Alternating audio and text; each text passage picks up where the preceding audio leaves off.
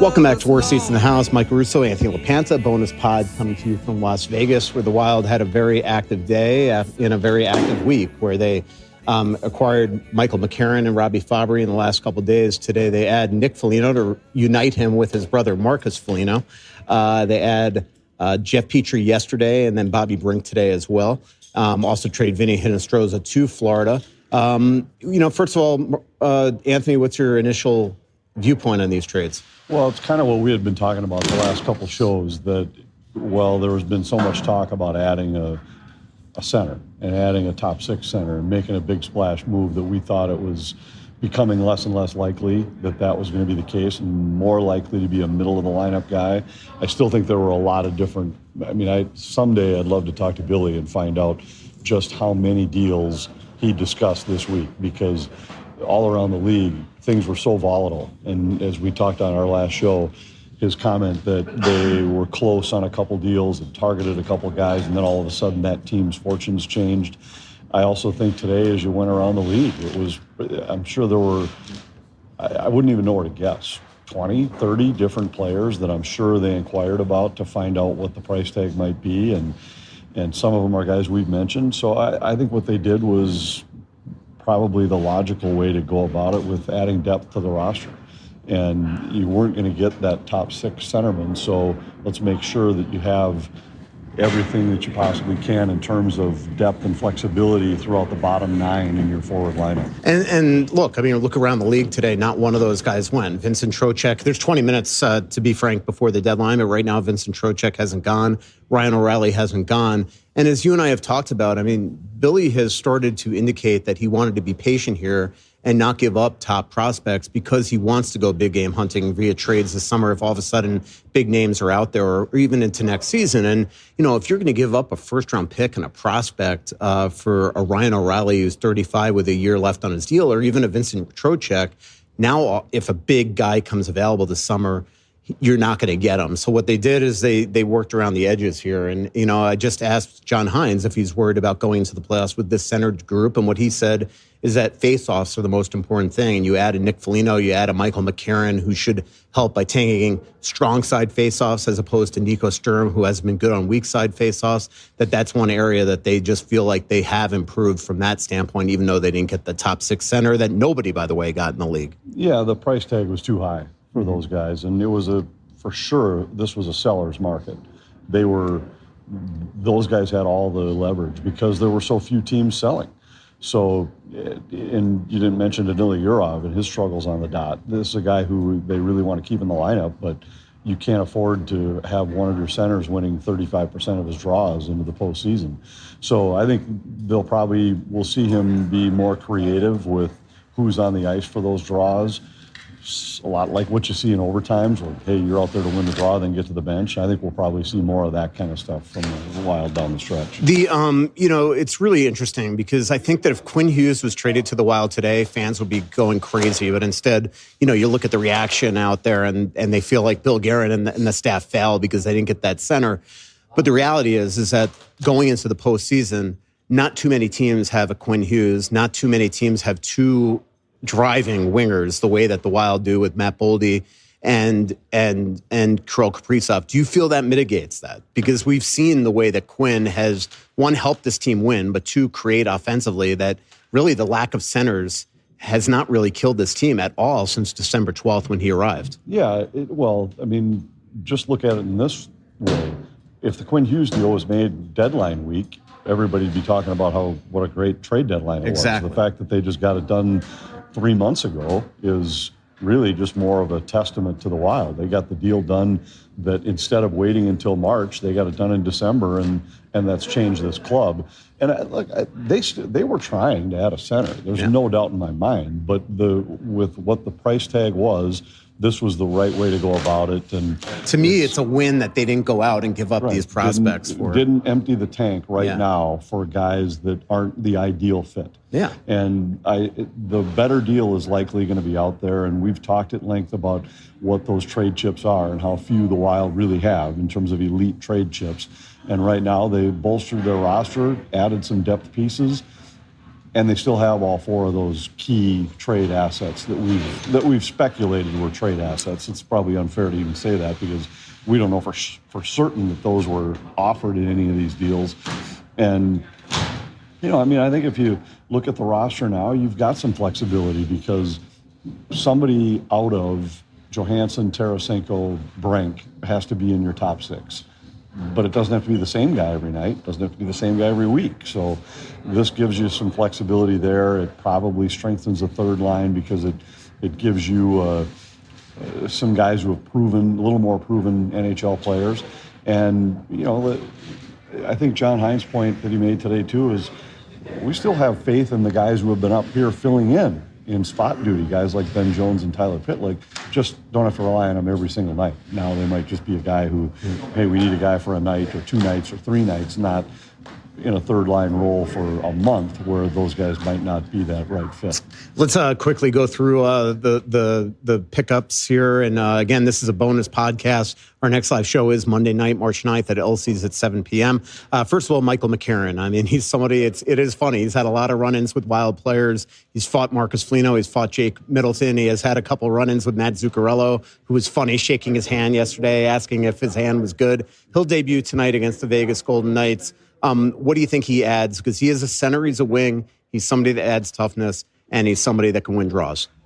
That's what he adds. Mm-hmm. And I think one of the best endorsements of him was to watch Andrew Burnett talk about what it meant to lose him as a guy and as a person. So I think that's exactly what he adds. And now all of a sudden you have the potential of a fourth line heading into the playoffs of like McCarron, Trenyon, Marcus Foligno.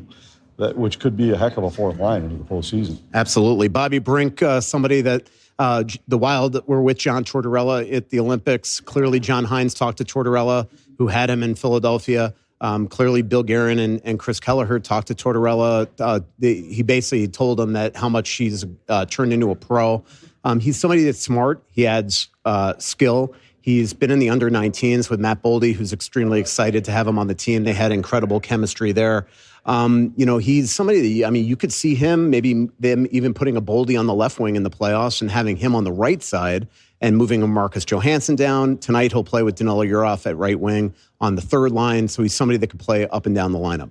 Yeah, and that's kind of what I was getting at is where, let's say Marcus Johansson, who right now is out of the lineup injured, if he's banged up, now Brink can be that guy. Tarasenko might be that guy. You really are in a spot now where you need one of those 3 guys to be a top 6 guy, and then the other 2 can be third line guys. And that's a big addition to this club, to add another guy who can score in those spots. Now, again, we're assuming that there's not another add to this roster that would potentially bump Ryan Hartman down into your bottom 6. But assuming that doesn't happen, I like the look of that quite a bit, where now all of a sudden it's on a given night, maybe Johansson, Boldy, Eriksson Ek have dried up a little bit. We'll try Brink there, even if it's within a game for a few shifts and slide Boldy to the other side. Or, we're going to get a look at Tarasenko in that spot in tonight's game against Vegas, where he's going to take the spot that Marcus Johansson had. And we've seen him excel when his role expands from time to time in short-term spots.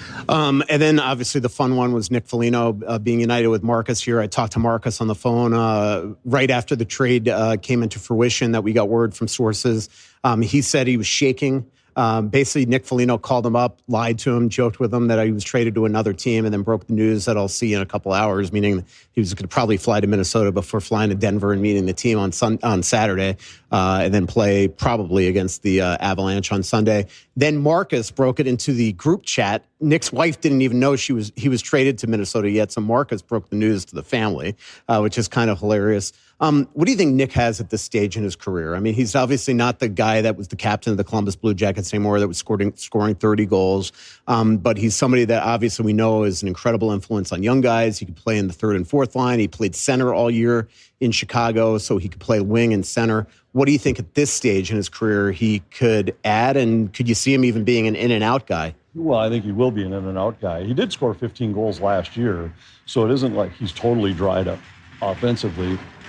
I listened to him after the deal, and he talked about how he was surprised a little bit how emotional he was to leave Chicago because he felt like a lot of the young players have become like younger brothers to him. Yeah. That's the kind of leader that he is. So I think that's what he'll bring. And I think when everybody's healthy, he for sure is an in and out guy. I don't think he's an every night guy in this lineup, but he certainly is the type of guy that's still going to be a leader even when he's in and out of the lineup. We've seen that from Marcus over the years, just how quality a player he is, a team first guy. And I thought it was, Nick this was Chicago doing him a favor to say, let's let him go have a shot to play with a winner. And I thought it was interesting the way he just said that I think this is Mom having some influence here to, before my career's over, give me a shot to go play with my brother. That's awesome. And as everybody knows by now, they lost their mom several years ago to breast cancer. Lastly, Anthony, David Jiricek is traded away. I think when Jeff Petrie was traded yesterday, we all knew that this was probably the end of David Jiricek in some capacity today, because it just made no sense yesterday to add a veteran right shot guy, but it's because they knew they were probably throwing Jiricek in some sort of deal to get Bobby Brink for him. Obviously, they gave up a first, a second, a third, and fourth, and Damon Hunt. They get Hunt back via waivers. If you actually look at the first-round pick and where the Wild would have drafted in that window, I mean, you could make the case that you could trade that first-round pick for Bobby Brink and you get a better player than the Wild would have drafted there. So I think that it's probably a little overblown, but clearly what the Wild did here is they cut bait with somebody that they realized was probably not going to be the player that they thought he was going to be when they gave up that boatload for him. Well, yeah, and that's the same reason why Philadelphia is willing to take a shot at him. The same thing the Wild saw. Here's a guy who was picked in the top 6, a big right shot guy with some high-end abilities, but maybe it's one more change of scenery that finally allows him to reach his potential. I mean, the time had come. For Columbus, turned out to be a great deal, because if you look at what they did with those picks and how they flipped them and what they were able to bring in return, they got a lot in return for Jiricek. And yeah, the pick itself, the first round pick itself, who knows? I think it was a goaltender from Russia that they wound up taking, and we'll find out about that. But they ended up flipping the 2 and the 3. One of them, I think, was how they got Mason Marchment, and so it was probably Garland too. I think it was maybe Garland, yeah. So they've done well in that deal, but for the Wild, it was time to move on, and I think adding Petrie gives them now. You've got Petrie on the right, you got Damon Hunt on the left as your extra defenseman. That's a nice luxury to have right now. And when you look around the Central Division, we've talked about the top end D. I think Minnesota, I'd put their defensive core up against anybody in the league. But when you look at the Central with what Colorado's got on the back end, what Dallas has on the back end, and Utah adding Mackenzie Weegar to really strengthen their top 4, you might be talking about as good a division as there's been in terms of the top 4 teams in the division with what they've got on the blue line. Well, that is the bonus podcast. Tonight, Vegas, NHL or Wild debuts for Michael McCarron, Bobby Brink, and then in Colorado, most likely Nick Foligno. Thanks to our incredible sponsors. And by the way, again, March 9th, Monday night, 7 p.m. at Elsie's. Come see Anthony and I for a live show. But thanks to our incredible sponsors, Aquarius Home Services, your local authorized dealer for Connecticut water treatment systems, Onyx Maps, and Royal Credit Union. See you Monday night, everybody. So much coming out, there's nothing going in. I know that you feel like you're never gonna win. Oh, but the world